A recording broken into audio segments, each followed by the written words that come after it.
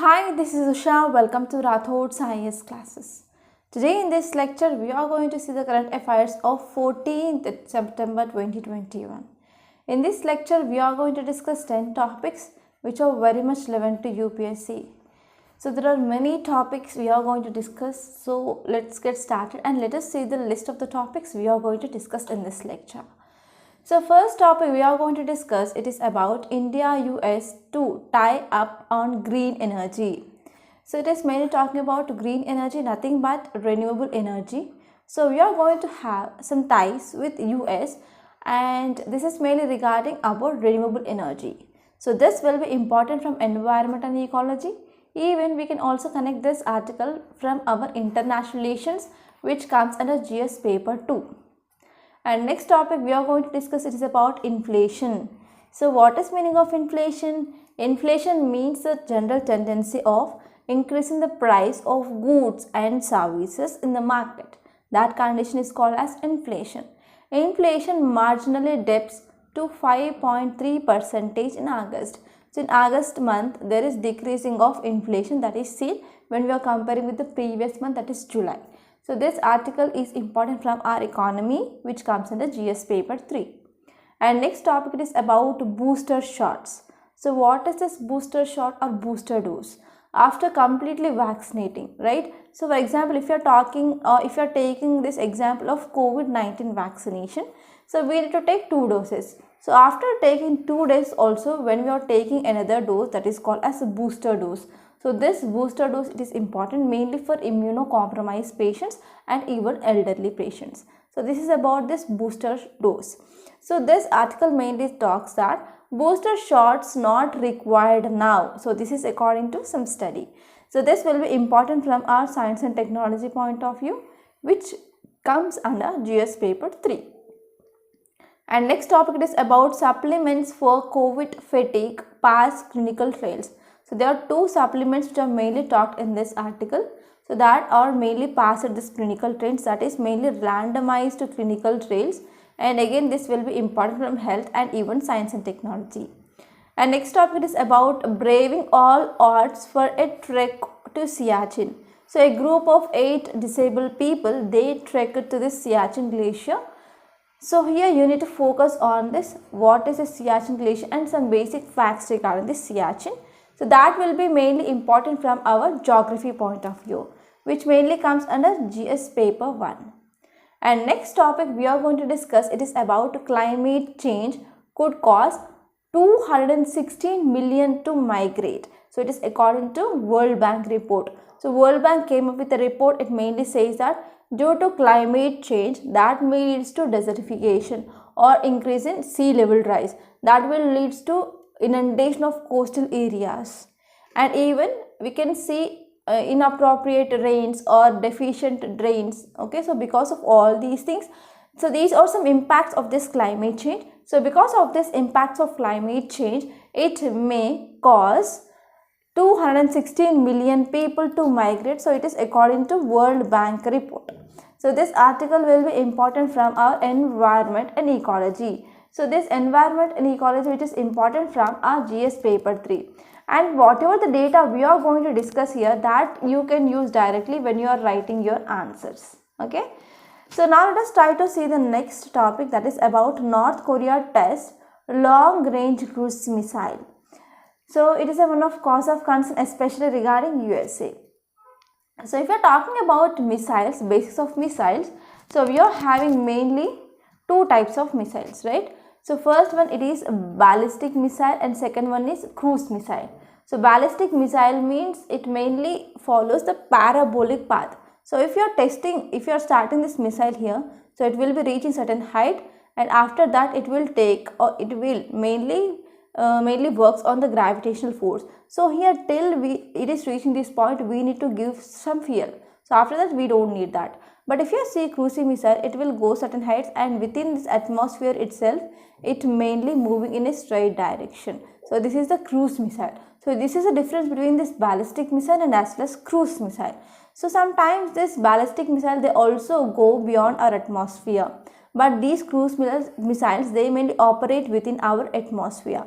So this is a one important difference. And next one is government curbs funding for 10 climate change and as well as child labor NGOs. So it is according to FCRA, Foreign Contribution Regulation Act. Now government mainly curbs funding for about 10 climate change and as well as other child labor NGOs. So here we need to know about recent amendments. So there are some recent amendments regarding this FCRA, that is in September 2020. So we need to remember those things, and also we need to mainly focus on why these NGOs are mainly covered by this government. Okay, so this is about this topic, and this will be very important from our polity point of view, because here we are going to discuss about this FCRA, Foreign Contribution Regulation Act. And next one is talking amid conflict. So this article is about China and USA. So this will be important from our international relations. So actually this article mainly talked between what are the issues between this China and USA, and Friday they recently met. Okay, recently meeting held between USA and China. So because of this topic is in news. And next one, it is about reopening of schools. So it is not much important, but here we are going to see some impacts of school closure on children and even impact of online education. So I want to give you some important points. Whenever you want to write answer, you need to get some points right. So what are the points that are important? We are going to discuss that. So these are the 10 topics we are going to discuss now.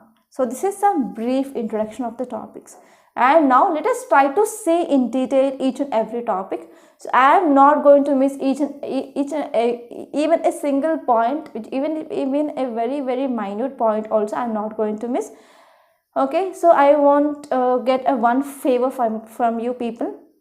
So people who are watching my videos, and if they think they are getting some benefit from my videos, please do one favor. Please share my videos. That's it. I'm not asking anything from you, but please share my videos to your friends. Okay, now let's come back and let us see the first topic. Title says India-US to tie up on green energy. So here this article made talking about relationship between India and US, and now India and US are mainly going to tie up on green energy. So green energy, nothing but renewable energy. So students who are especially beginners, they need to understand what is this renewable energy. So what are the different types of renewable energy and how it is different from non-renewable energy, and why we need to move towards this renewable energy. So these are the different dimensions that you need to think and that you need to know. So now let us try to see context first. If you see context, it mainly says that the United States, it is to collaborate with India to work towards installing 450 gigawatts of renewable energy by 2030. So by 2030, this is the target year. So by 2030, United States, it is going to collaborate with India, and they are mainly going to work towards installing 450 gigawatts of renewable energy. So US, it is to collaborate with India, and here we are going to work mainly towards installing 450 gigawatts of renewable energy by 2030. So if you see further more details which are given in this topic, which mainly says that, so how India and US are going to tie up regarding some finances and even technology transfer and even other elements needed to achieve this target of 450 gigawatts, we are going to have that. And if you are talking about some important data which is given in this article, which mainly says that currently India's installed power capacity, it is mainly about 476 gigawatts, that is by 2021 to 2022, and we are going to rise. Okay, we are mainly expecting to rise at least 817 gigawatts by 2030. Okay, so this is the target. And now let us try to understand what is this renewable energy. So if you're talking about this renewable energy, so it is often referred as a clean energy because we are getting this energy mainly from natural sources. And whenever we are having this natural energy or natural source of energy like renewable energy, so they are constantly replenished. There is nothing like ending of this energy. For example, solar energy. So till the sun is there, so we will be getting this energy, and wind energy, and even I can say like tidal energy, etc. So these are some important examples of this renewable energy. So if you're talking about non-renewable energy, so if you're talking about this non-renewable energy, so if you're using them, okay, if you're exploiting them, that means finally that will lead to decreasing of these sources. For example, coal, petrol, diesel, okay, fossil fuels, etc. They will comes under this non-renewable. So for replenishment, it will take some years of time, some hundreds, thousands of years of time. So because of this over usage of these non-renewable energy sources, that will lead to decrease in their reserves. For example, coal reserves, for example, oil reserves, etc. So this is the basic difference between this renewable energy and as well as non-renewable energy. So what will be the advantages whenever we are moving towards using of this non-renewable energy? So if you are using this renewable energy or green energy, so what will be the advantages? First one is, already we know that, so this supply never runs out. So they will be never going to run out. For example, solar energy, wind energy, geothermal energy, etc. And next one is a fuel supply that never runs out. So this is the first important thing.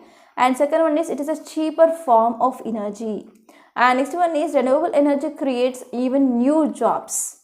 So already we are facing unemployment, and unemployment, it is one of curse we are facing now.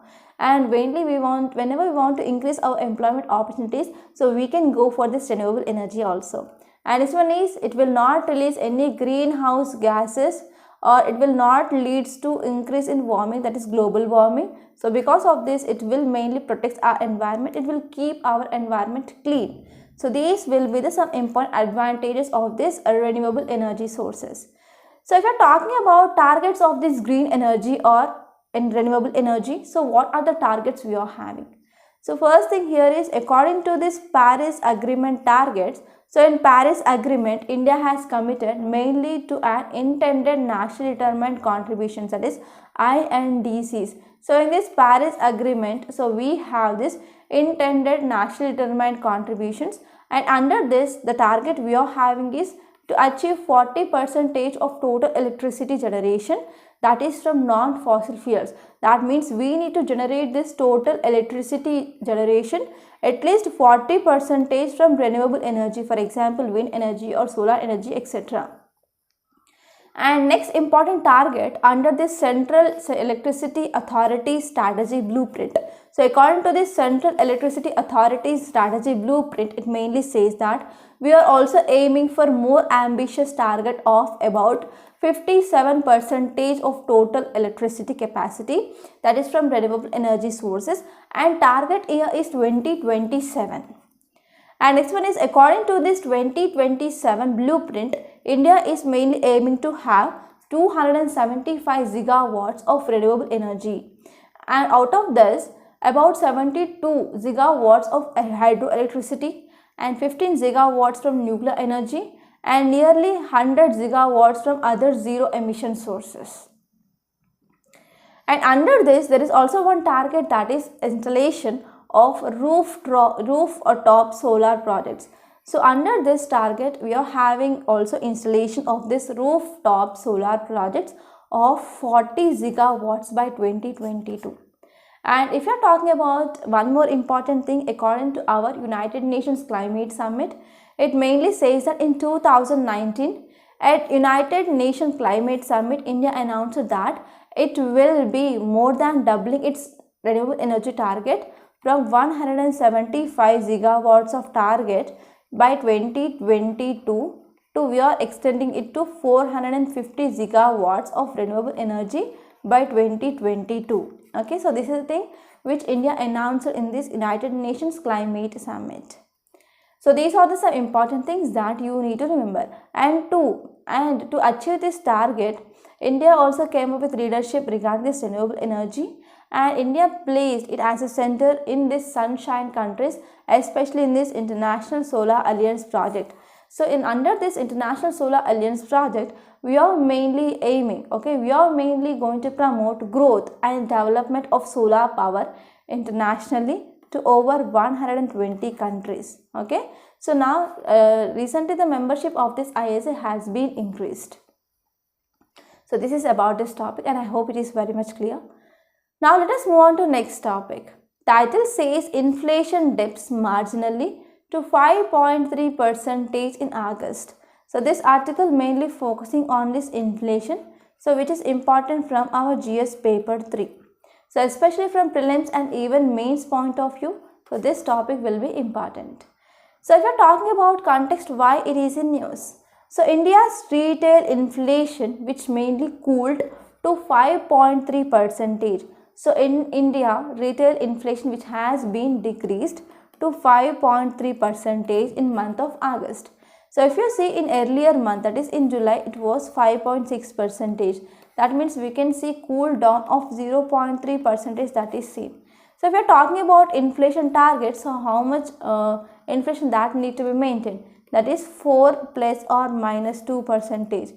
That means I can say it is between 2 to 6%. And if you see 5.3% means it is within the limits, right? So if you see some details, it mainly says that food price inflation mainly falling to 3.11% from 4%. So one of the key contributors for decreasing of this retail inflation is decreasing of food price inflation. Earlier we saw inflation of especially vegetables, especially oil, okay, I can say like edible oil, and even price of tomato, onion, potato that had been increased. So because of this, now decreasing of this food price inflation, that led to decreasing or moderation of this inflation. So even Reserve Bank of India is also expected to continue with its accommodative monetary policy. So if you are talking about monetary policy of RBI, if you are talking about monetary policy, we are having two important policy.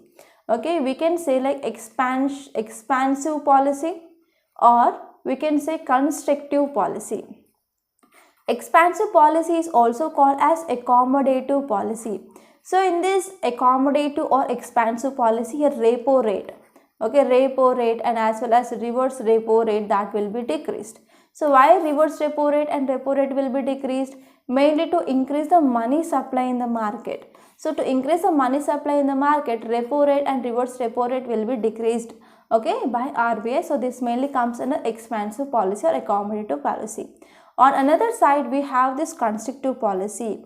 So under this constrictive policy or tightening of monetary policy, here there will be increasing of repo rate and as well as reverse repo rate that is seen. So because of this, what happened, that will lead to decrease in supply of money in the market. So here RBI is having this monetary policy mainly to control inflation in the market, right? So here this article mainly says that Reserve Bank of India is expected to continue with expansionary monetary policy. So these are some important things. And now let us try to see some concerns which are mainly expressed in this article. So if you are talking about some important concerns, it mainly says that in transportation, communication, so we saw inflation is about 10.2%, and fuel and light it is about 13% of inflation. So inflation which remains high in this transport and communication and even fuel and as well as light. So this is some cause of concern. And even the price of protein sources and oils also remained high in the market. So recently, I think 3 or 4 days back, we discussed one article regarding, so government which is mainly going to take some steps to decrease this edible oil prices by December, right? So we can also connect that article here. So in this way, whenever you are following current affairs, so it is not an individual thing, we need to connect the things. Then only your preparation will be in a right manner, right way. So now let us try to see some facts regarding this inflation. So if you are talking about inflation, so what is this inflation? Inflation in simple normal lay terms, I can say there is increase in the price of the goods and services in the market. So whenever there is increase in the price of the goods and services in the market, then this condition is called as inflation. So if you see here, inflation mainly refers to rise of the prices of most goods and services of especially daily commonly used things. For example, food, clothing, housing, recreation, transport, consumer staples. So if in these things, in these fields like food, clothing, housing, recreation, transport, consumer staples are increasing, then this condition is called as inflation. This situation is called as inflation. So what inflation measures? Inflation mainly measures average price change in the basket of commodities and services over a time. Okay, and inflation is one of important indication of decrease in purchasing power of a unit of country's currency. For example, if I have rupees 100, so if I have rupees 100 in my hand, so for example, let us take one bread cost is rupees 10. Okay, one bread cost is rupees 10. So with 100 rupees I can purchase 10 breads and it will be enough for my family. For example, in my family I have 4 members. So for 4 members this 10 breads is enough. Alright. So with 100 rupees in my hand I can purchase 10 breads and that will be enough for my family for one day for breakfast. For example, if this same bread which mainly increased, the cost of this bread increased, for example, let us take to rupees 20 rupees per one bread. So I have same 100 rupees in my hand. So if I have that same 100 rupees in my hand, if I want to purchase 10 breads means I need 200 rupees. But I have only 100 rupees. So I can purchase only 5 breads. So this 5 bread is only enough for my kids. For what is the situation of me and my husband, right? So in this way, whenever the inflation is seen in the market, then what happens? The purchasing power of unit of currency will be decreased. So purchasing power of 100 rupees had been decreased because it can purchase only 5 buns instead of 10 buns. Right? So this is the meaning of this sentence. So inflation is indicative of decrease in purchasing power of a unit of a country's currency. And next one is because of this inflation that will also decrease the deceleration, or we can see economic growth of that country will be decreased. So here inflation can be primarily measured mainly by using two indices. So inflation can be measured by using two indices. So you have to know that. First one is wholesale price index. Second one is consumer price index. Already we discussed about this wholesale price index, consumer price index number of times. So now it is your time to revise that. And whenever you are talking about inflation, so one word that will come into picture, that is what is this core inflation. So this core inflation is also important from your prelims as well. So what is this core inflation? Core inflation means it is a change in the cost of the goods and services, but it does not include food and energy sector. So whenever we are removing food and as well as energy sectors, so whatever the inflation that we can see, that is called as core inflation. Core inflation means headline inflation minus food and fuel inflation. So this is called as core inflation. So you have to remember this term for sure. And now let us move on to next topic. Title says booster shots not required now according to study. So one study mainly says that booster shot is not required. So if you are talking about context, so already I explained you about booster shot, right? So we are going to discuss that again, don't worry about that. First, now let us try to focus on why it is in news. So what is the context? If you see context, an expert review published in medical journal. So in Lancet, one article mainly published. So this article recommended that booster doses for general population is not appropriate at this stage of this COVID-19 pandemic. So at this stage of this COVID-19 pandemic, especially for general public, there is no need of giving booster dose. But if you see some other countries like USA, already they went for vaccination and they are going for booster dose now. Right? So if you are talking about some important details which are given in this study, which mainly says that, so an international group of scientists which mainly includes World Health Organization and even US FDA. So group of scientists mainly from WHO, World Health Organization and even US FDA, they mainly concluded that even for the Delta variant, vaccine efficiency against the severe COVID-19 is high. At this stage, the booster would not be appropriate and it is not required. So even against this Delta variant also, we can see high efficiency. So because of this, there is no need of going for this booster dose. It is not at all required. So now let us try to see some details regarding this booster dose. So if you are talking about this booster dose, so these are the doses that are administered after priming doses.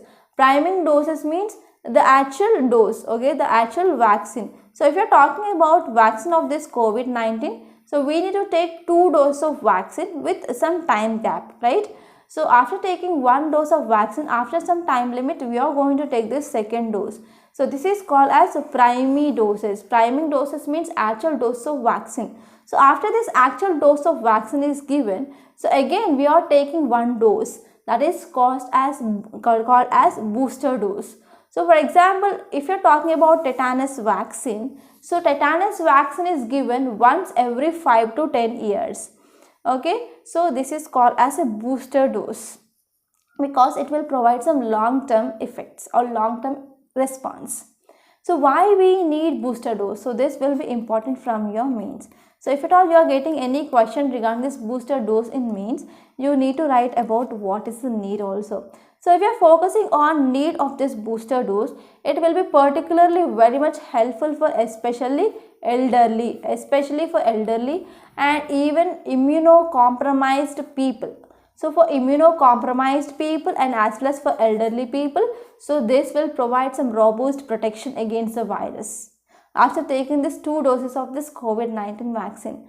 And secondly, if there are studies which are mainly showing that new variant can sneak past the antibodies created by specific vaccines, it need a tweaked booster shot arises. Okay, so whenever we after taking this vaccine, also complete vaccine, so if you are not getting as much as required antibodies, means you can take this booster dose, okay, in that situation. Okay, so this is about this need. And now let us try to talk about next topic. Title says supplements for COVID-19 fatigue pass clinical trials. So it mainly talking about supplements that can be given for this COVID-19. Okay, COVID-19. So already we know that whenever people who are affected with this COVID-19 means they will be having some signs and symptoms, right? For example, they are feeling like fever, throat pain, and even they can cough, a long-term cough, and even we can see lung damage. And also some people, if they are suffering from diabetes mellitus, means they will be getting like black fungus infections also, that is mucormycosis. So all these complications that we can see in this COVID-19 patients. So mainly to remove the fatigue or to overcome this fatigue in this COVID-19 situation, we need to give some supplements like probiotics and some enzymes.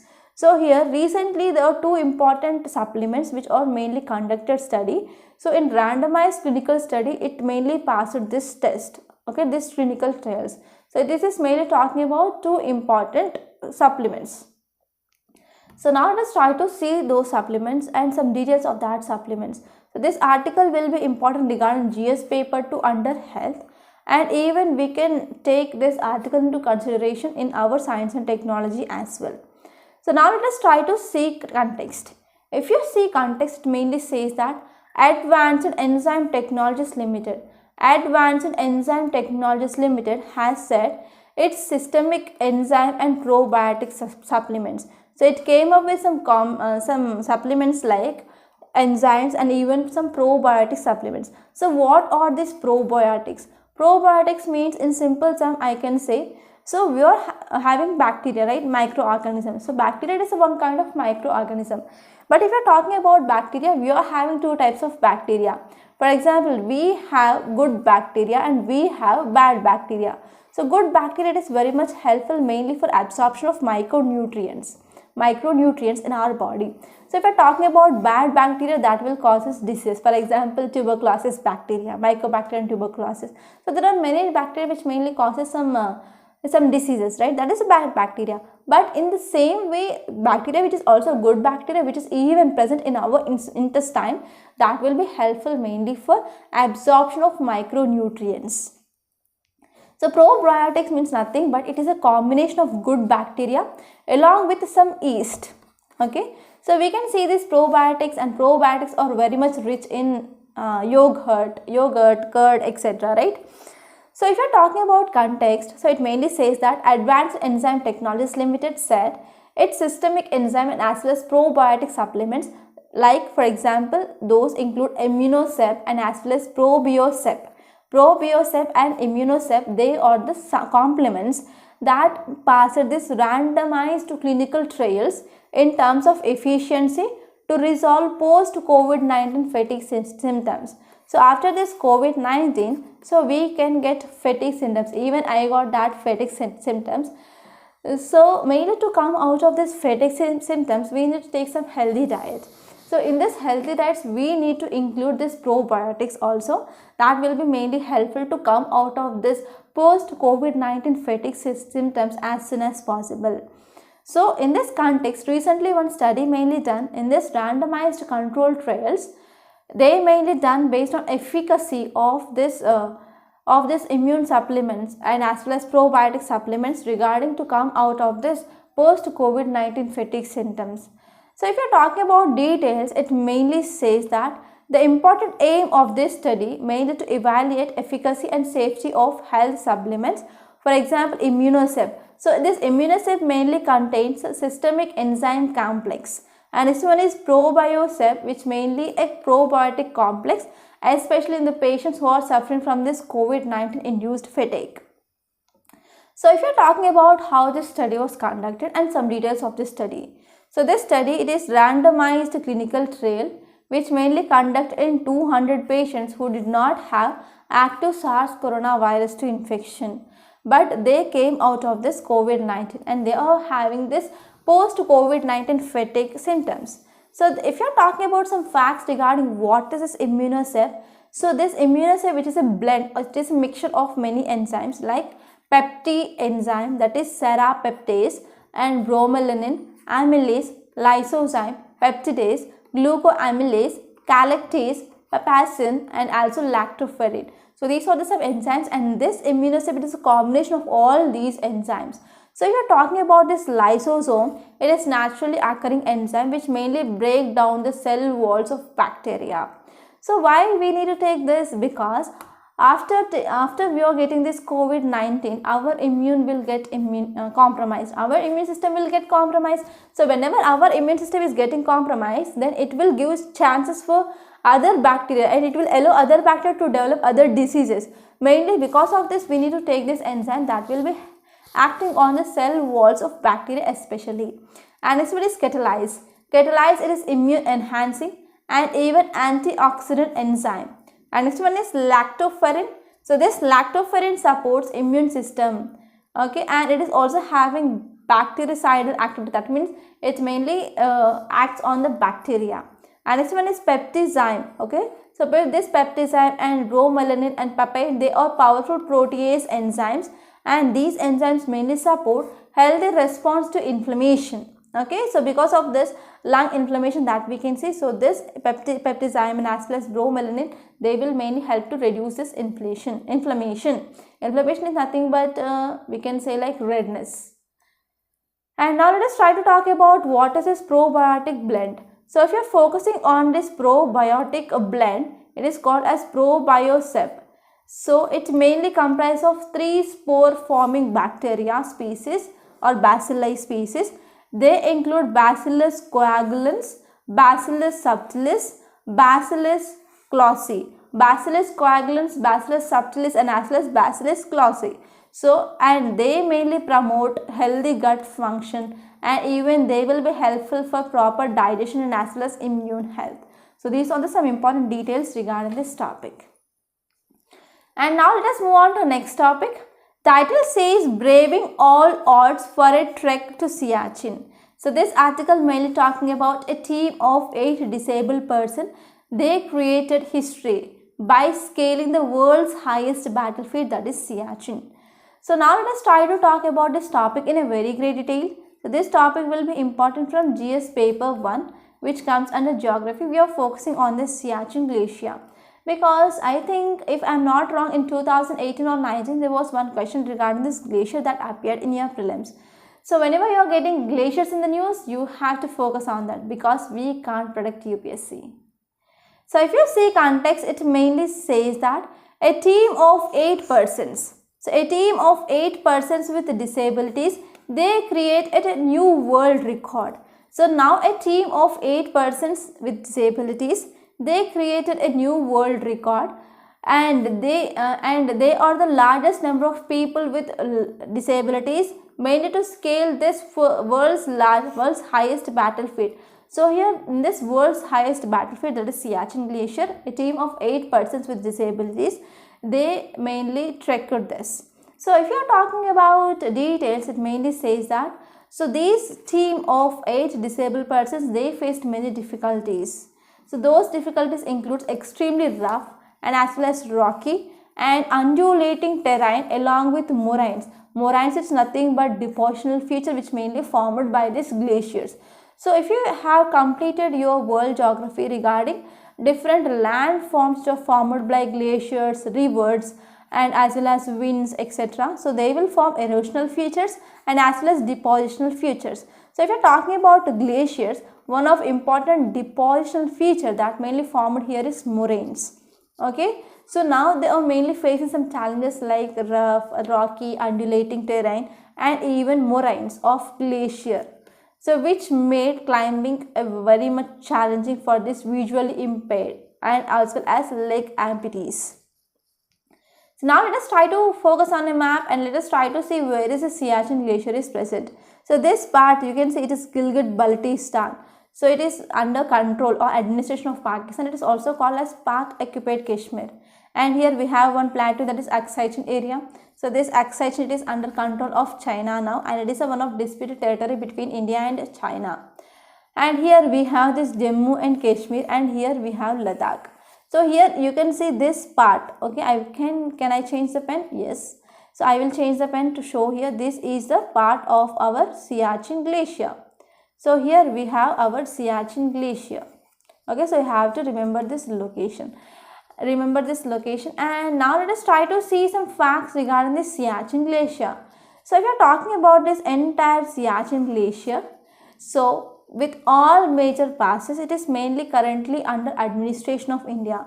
So now if you are talking about administration of the Siachen Glacier, so this administration is present under India. It is presently under administration of India since 1984. So why? Because in 1984 we went for Operation Meghadoot and we occupied and we came up or we retained the control or administration over the Siachen Glacier in 1984.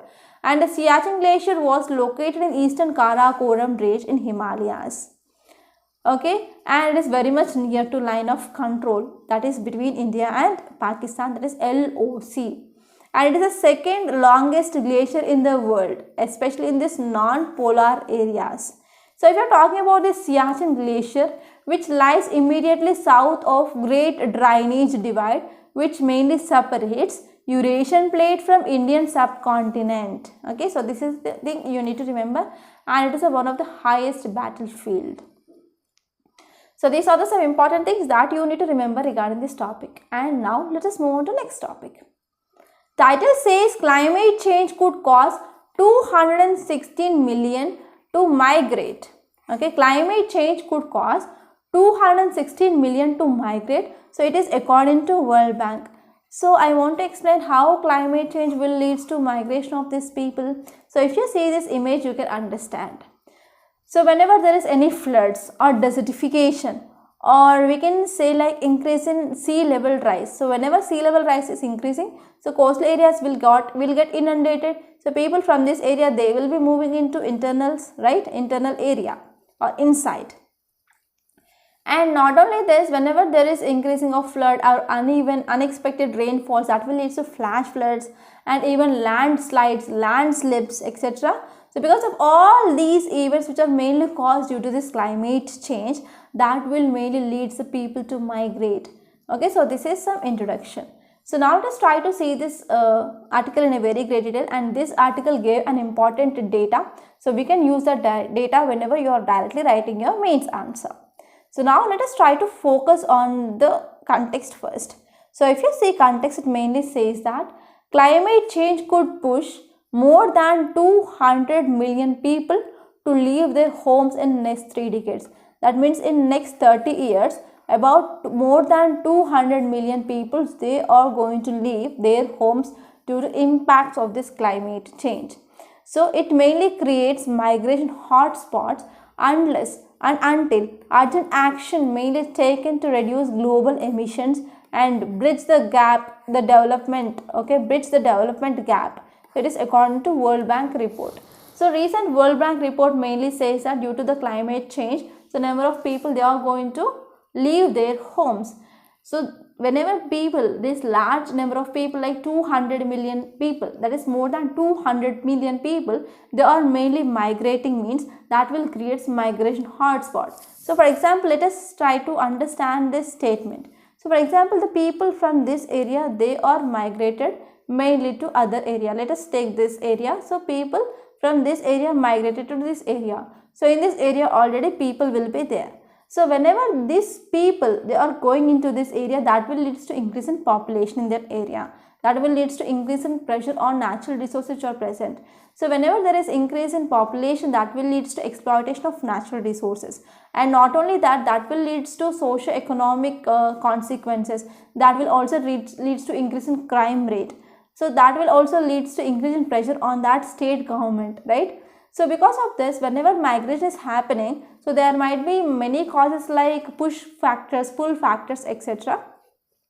But whenever the migration is increasing, that will lead to increase in socio-economic problems in that area. So here World Bank report says that we need to take urgent actions regarding to reduce global emissions, and we need to finally bridge the development gap also. So these are the things which are mainly said in the context. And if you see some details, it mainly says that the second part of this groundswell report published, which mainly examined how these climate change impacts slow onset of this climate change impacts, like it will lead to water scarcity and even decrease in crop productivity and even rising in the sea levels, and we can also say there will be extension of desertification as well.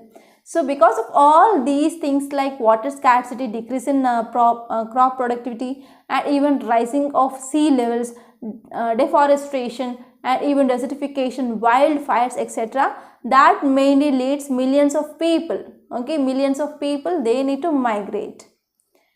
So if you're talking about some data which is given in this article, this data is very important, so please try to make a note of it. So under the most pessimistic scenario, with a high level of emissions and unequal development, report mainly says about 216 million people, they are going to move within their own countries across 6 regions. So mainly they said, this report talked about 6 important regions. So first one is Latin America. So regions of this Latin America, North Africa, Sub-Saharan Africa, Eastern Europe, Central Asia, South Asia, East Asia and Pacific. So these are the regions which are mainly analyzed in this report. So if you are talking about this climate friendly scenario and with low level of emissions and inclusive sustainable development, that would still, even though if you are following or if you are mainly coming up with commitments to decrease this greenhouse emissions and even to decrease the climate change or to decrease the global warming. So even though when we are coming up with the climate friendly scenario and even low levels of emissions and inclusive sustainable development, so world will continue to see about 44 million people, they are being forced to leave their homes. And in the worst case here, Sub-Saharan Africa. Sub-Saharan Africa, it is one of the most vulnerable region, mainly because of desertification and even fragile coastlines and people's dependence on agriculture, that would see most migrants of about 86 million people moving within the national borders. And if you are focusing on South Asia, okay, we need to focus on the South Asia first of all.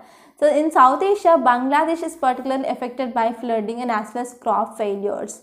And it mainly accounted for almost half of predicated climate migrants with about 19.9 million people. So whenever people from Bangladesh are migrating, means some amount of people that will enter India, right? So this is our cause of concern. Already in northeastern region, we are facing this migrant crisis and many issues in this northeastern area regarding this migrants. So further we need to face some situations if you are not focusing on this climate change, right? So this is about this topic and these are some important data which is given. And now let us move on to next topic. Title says North Korea test new long-range cruise missile. So this article mainly talking about long-range cruise missile, which mainly which mainly tested by North Korea. So please try to open the map and try to locate where is this North Korea is located. And you have to see why whenever North Korea which is going for testing of missiles, it is one of important tension for USA. Okay, so this article will be important from our international relations, which comes under GS paper 2. And now let us try to see context first. If you see the context, it mainly says that North Korea said that it successfully tested newly developed long-range cruise missile. So North Korea said it successfully tested long-range cruise missile. So I already explained you what is the difference between this ballistic and this cruise missile, right? And there is no need of explanation again. So if you see details, it mainly says that a state-run Korean Central News Agency. So Korean Central News Agency reported that missiles shown the hit targets of 1500 kilometers. Target here is 1500 kilometers. And the new missile, it is a strategic weapon of great significance, because it is having with an intent mainly to arm with nuclear warheads also. We can use this nuclear warheads as well. So North Korea mainly says that it needs nuclear weapon in order to deter the claims in hostility from US and as well as South Korea. So mainly in hostility from US and South Korea. So here North Korea needs this nuclear weapon. So this is a thing which mainly said by North Korea. So now let's try to focus on some facts regarding this. What is this cruise missile? So if you're talking about this cruise missile, it is a guided missile. So target has been preset. Okay, so target has been preset against the terrestrial targets. That means targets are present on the ground. So targets already been fixed. So it remains in the atmosphere throughout the flight. So whenever it mainly started, so it mainly flows in this direction, it mainly moves in this direction and will be inside the atmosphere. And it mainly flies the major portion of the flight path. It is approximately with a constant speed. So how much speed we can see here? The same speed we can see here. That means we can see the constant speed that is maintained here. So cruise missiles are designed mainly to deliver large warhead over long distances with high precision of target. And the modern cruise missiles are mainly capable of traveling at supersonic or high subsonic. So if we are talking about cruise missiles, they are mainly divided or classified based on speed. Supersonic, subsonic and as well as hypersonic based on their speed. Okay, so these are some important basic facts that you need to remember regarding this cruise missile. So now let us move on to next topic. Title says government curbs funding for 10 climate change child labor NGOs. So in this article, we need to focus on this one important act, that is Foreign Contribution Regulation Act. So this article will be very important from our polity point of view, which mainly comes under GS paper 2. So now let us try to talk about this topic in a very great detail. First, let us try to see on context. So why it is in news? So 5 years after it cancelled the registration of international NGO, okay, Greenpeace, to receive foreign funds. So 5 years after it cancelled the registration of this international non-government organization Greenpeace, mainly to receive this foreign funds. So if you see, the government has moved and restrict the funding of a group of 10 American, Australian, European NGOs. They all mainly deal with environmental things and climate change and as well as child labor issues. So this article mainly says that government mainly curbs the funding for 10 NGOs, mainly international NGOs, belongs to America, Australian as well as European NGOs, and these NGOs mainly dealing with problems of environment, climate change and as well as child labor issues. So if you see some details, it mainly says that an Internal Reserve Bank of India note. So in this note, it mainly dated on July 1st, 2021, which mainly sent to all banks that government had specified a number of foreign entities to be placed on prior reference category, and it is mainly using stringent Foreign Contribution Regulation Act of 2010, that is 2010. So by using this Foreign Contribution Regulation Act of 2010, now government has mainly specified the number of foreign entities they need to be placed in PRCs, that is prior reference categories. So in this way, Here why? Because recently in September 2020, government mainly come up with some amendments in this FCRA made to tighten this funding of these NGOs. So if you're talking about some data which is given, those 10 NGOs include European Climate Foundation, US based Omidyar Network International, Humanity United and Stardust Foundation, Australia based Walk Free Foundation and Mindru Foundation, UK based Children's Investment Fund Foundation, Freedom Fund and Lourdes Foundation, and UK UAE based Legatum Fund. And they also added to more than 80 international voluntary agencies now in this PRC list of the government. So why? Because RBI already instructed that any fund flow from the donor agencies which is coming to this NGO, that means if there is any donor who is donating to this NGO, so whatever the amount he is donating, that should be brought to this Ministry of Home Affairs, so that the funds they will be allowed to be credited to the recipients only after the clearance or prior permission from this Ministry of Home Affairs Foreign Division, okay, under this FCRA wing. So even there is one important thing, like several pro-climate NGO, they are now focusing on advocacy against coal, which is mainly considered as violation of this FCRA provision. So because of this, these 10 NGOs, they are mainly covered by government regarding this foreign funding. So if you are talking about recent amendments to this Foreign Contribution Regulation Amendment Act, so what are the provisions which are added? So first one is, whenever there is a transfer of foreign contribution, so under this act here, so foreign contribution cannot be transferred to any person. So if you are talking about transfer of this foreign contribution, so here it cannot be transferred to any other person unless so and so person also registered for that purpose. Okay, and next one is FCRA account. So under this FCRA account, so here these NGOs, they need to open this FCRA account that should be opened in State Bank of India New Delhi branch. So if they are not having these accounts, that means no funds. And next one is regulation. So this act also states that persons may accept foreign contribution if they have obtained the certificate of registration from central government. So whenever they are getting certificate of registration from central government, then only they can accept the contributions, or they need to take some prior permission from the government to accept these foreign contributions. And next, an important thing here is the act also made it mandatory that all trustees, they need to register their Aadhaar card with this FCRA account.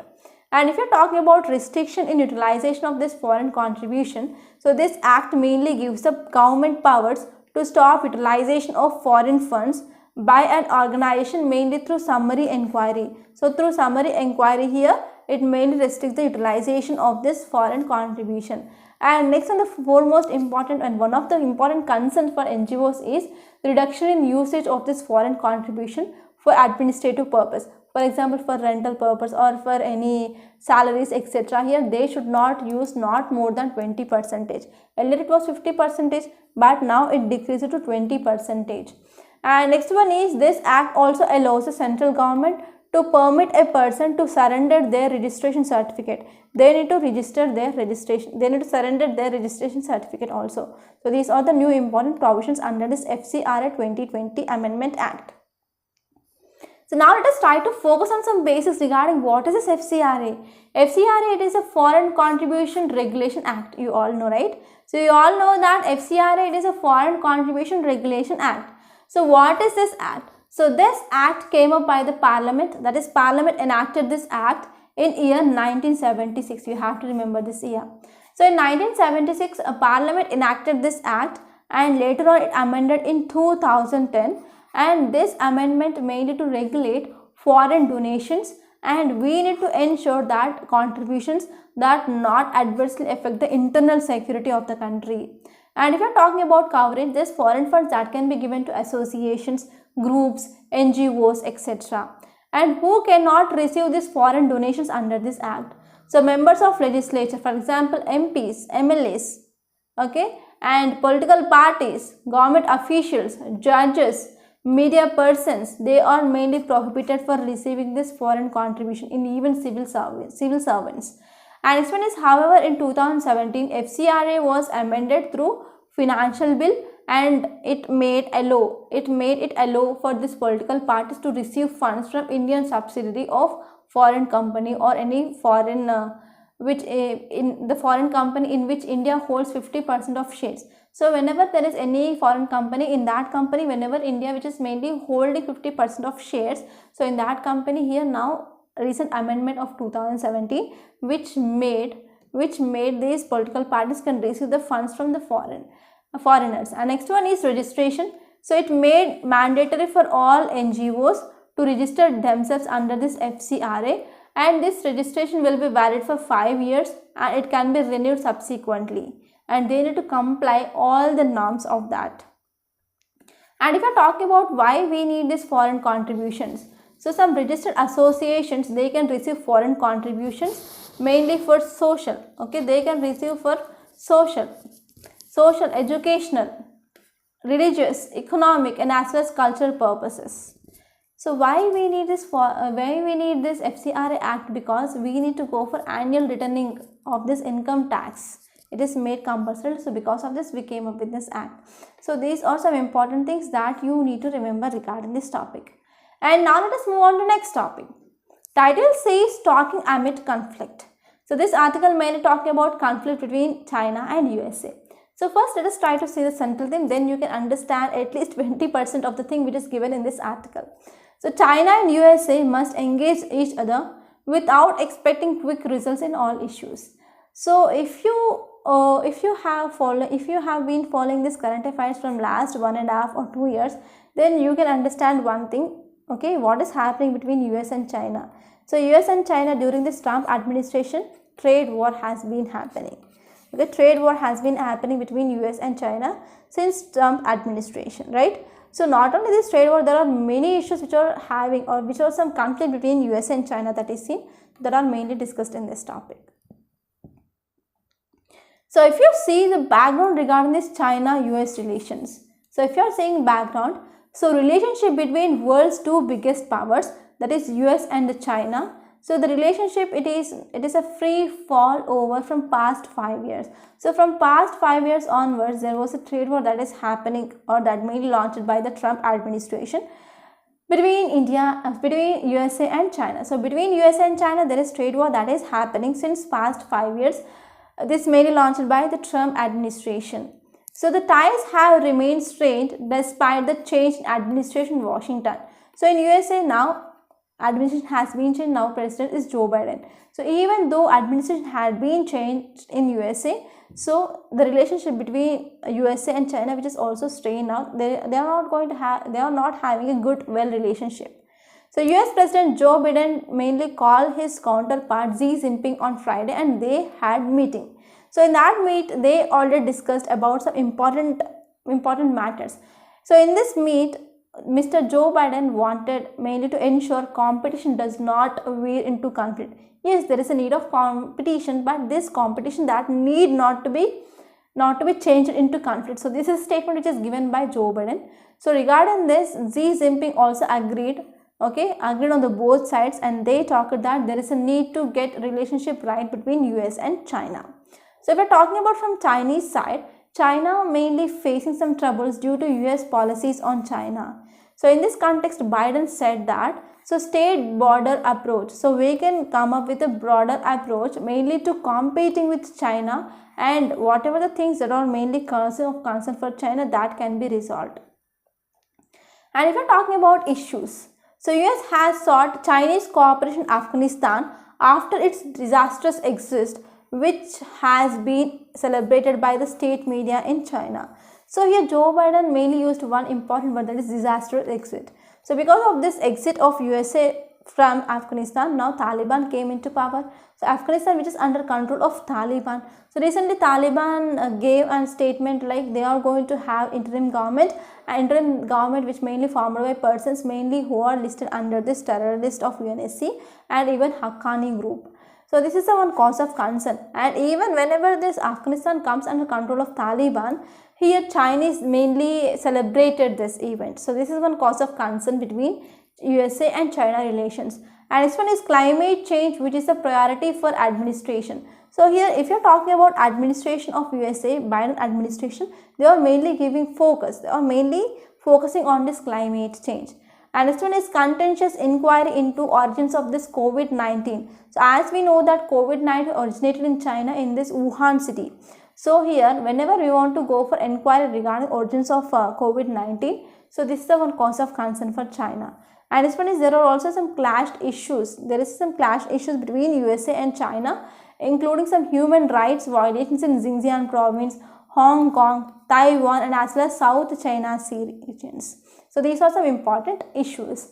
And if you're focusing on background here, in July 2021 recently, so talks that held in Tianjin. So in these talks, they mainly said that they are mainly demanding two things for US. First one is to revoke visa restrictions on this Communist Party members, and also to withdraw extradition request for Meng Wanzhou, the chief financial officer of technology firm, that is Huawei, who is on trial in Canada. So this is the one important demand. And also China demanded US to change its stance on this COVID-19 inquiry. So these are the two important demands which made by China in recent July talks. So if you're talking about one more dimension which mainly said in this article, it is about India's dimension. So Beijing officials, they have rejected that precise argument with regard to strained relationship with India. So why we have strained relationship? Because at LAC, line of actual control, we are seeing military standoff since April-May 2020 onwards. So even now, so there are some areas they do not have a complete disengagement. So this is one cause of concern here. So in this context, Chinese said that here India need to keep the border in an appropriate position. So this is a statement which is given here. So these are the some important things which are mainly given in this topic. And now let us try to move on to next topic. So before saying this topic, I want to make a small announcement on this platform.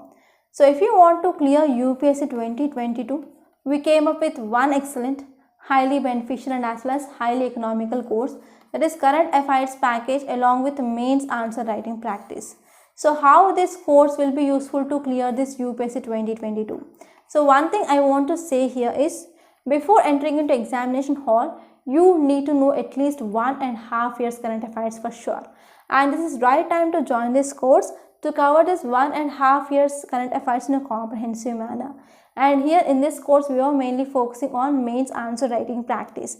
So why you need to focus on this mains answer writing or mains answer writing skills? Because in final mains, UPSC mains, you will be having just 3 hours of time. So in this 3 hours of time, you need to answer more than 18 to 20 questions. So here you will be getting on average 7 to 7.5 minutes for each question. So now you can imagine so how fast should be and how thorough you should be regarding this mains answer writing. And one more thing here is, if you join this course, you are going to practice more than 300 questions and more than 50 essays in this 1 year.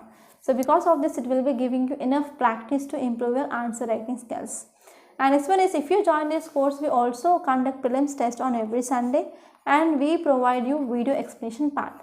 So in this way, this course which is designed as per demand of UPSC. So finally, I want to say one thing. Please don't take this course as a choice. Try to join this course as soon as possible and achieve your dream of clearing UPSC. So details of this course which is given in description box. So please visit that once. And if you want to talk to me directly, you can call to this number 8074765513. And one more thing I want to say is, this course it is going to be ended by this end of this September. So if you want to join this, please be hurry. Okay. So after 1 September is completed, in October onwards there will be nothing like this course will be available. So only if you want to do registrations, you can do within this end of this September itself. And one more thing is, for the PDF of this lecture, you can join the Telegram channel. Link which is given in description box. So now let us try to see the next and last article. Title says returning to school 17 months later. So you all know, like, so in March 2020, schools have been shut down. And recently from September 1st onwards, many states, they reopened their schools. So I saw many news channels, like some interviews of children. some questions they are asking like, so which class you are studying now? So which class used to be earlier, means they are not saying any answer. And even if they are asking like, so what is your school name, also children, they are not able to tell their school name even. And even I saw some interviews like, so whether you like staying in home or staying in school, means I got some interesting answers from many children. Like some children, they said that they are very much get bored playing in home and they want to come to school now. And some children said that we don't like the schools. And some children, they are saying like, so even if you are attending some classes now in the schools, so whatever the teachers are saying, we can't understand anything. So this is the one of the reason, this is the one of the impact, like learning loss. So if you see those interesting some videos in YouTube, then you can understand, so what are the things which are mainly said by children, so that you can use in whenever you are writing your ethics case studies, or even whenever you are writing your essays, right? So if you come back and if you see the central theme of this article, which mainly says that the post COVID-19 situation is very much complex. So if you see some interviews of children, then you can understand the reality situation that is happening. And now you can understand, again we need to, if you are going for, again, even 4th class children, they are writing ABCDs now and they are not even remembering those ABCDs. And now you can imagine the pathetic conditions of children now. Okay, so we and where we left it approach will not do for any stage of school education. And when we want to bring back those children to mainstream education, then it will be a very, very big task that need to be faced by the schools and even teachers. So if you're talking about this article, which mainly talking about returning of schools or reopening of schools, and if you see background, most of the schools in India, they have been closed since national lockdown, which started in March 2020 onwards. So what will be the impact? What are the impacts of this closure of schools on children? So first one is, so especially children who are passing 10th class, they are about 2 years behind the terms of skills. So because of this prolonged closure of schools have widened the gap, thereby pushing the next generation deeper into poverty. So whenever children who are already completed their 10th class in 2020, okay, so then what happened, the children, they are 2 years from out of their skills. So because of this, whenever the school is closed, so these children, they are mainly moving to other works, mainly to help their families. So because of this, these next generation, they will go deeper into the poverty. So this is one cause of concern. And second one is the dropout rate in the country also been enhanced here. So recent survey mainly says that across the 10 states in India in November 2020, estimate that about nearly 2/3 of children in rural area, they already had been dropped out. And next one is prolonged school shutdown has severely pushed back India's fight against ills such as child labor and as well as child marriages. So recently in Karnataka, one NGO made a survey which mainly said that within this COVID-19 pandemic, there are more than 2,500 child marriages have been reported in Karnataka itself. And next impact here is, so it has some restraints and effective implementation of crucial schemes like midday meal. So whenever there is closure of schools, there is no implementation of this midday meals program. So because of this, that will lead to increase in malnutrition, underweight, wasting, stunting in children. Again, we need to focus on these schemes once again. And next one is, extended school closure have some severe impact on child's mental health also, right? And if you're talking about some schools, they went for online education for sure, especially private schools in urban areas, and even some private schools in rural areas, they went for online education. But they're also having some glitches in our online education. So there is lack of healthy learning environment. So if there is offline classes, means teacher will be there and the students will be sitting before the teacher on benches, and teacher will be having surveillance over all the students, what they are doing, whether they are concentrating or not, whether they are answering or not, whether they are following the lectures or not. So because of this online learning, education is not about the classes but interactions. So broadening of ideas and free flowing of open discussions is not there in this online classes. And there is also lack of technology access, because every student do not have proper technology, because whenever the parents are going outside for work, means they will be not giving gadgets for the children to attend these classes, and in some areas there is no proper internet connectivity. And this one is, because of this, online education is also contradictory or violating this right to education as well. Technology is not affordable for all. So shifting towards online education, which is completely, it is like taking away the right to education, those who can't access the technology. and even children, they are mainly facing some eye health issues. Okay, young students, or especially between the classes 1 to 3rd, they are most likely to suffer this eye health issues due to whenever they are staring towards this mobile phones or tablets or systems or computers, whenever they are mainly focusing on mobile screen, that will be also leading to some eye effects. So I want to ask one question. So what will be the way forward, or what can be the steps which can be taken from school level and as well as even at society level, even at individual level, mainly to regain our pace in our education? Okay, so this is the question I want to ask you, and let me know in comment box about your suggestions. So okay, by this we are concluding today. I hope you enjoyed this lecture. Please subscribe to my channel and don't forget to like, share and comment my videos, and don't forget to enroll to this current affairs package. Thank you so much.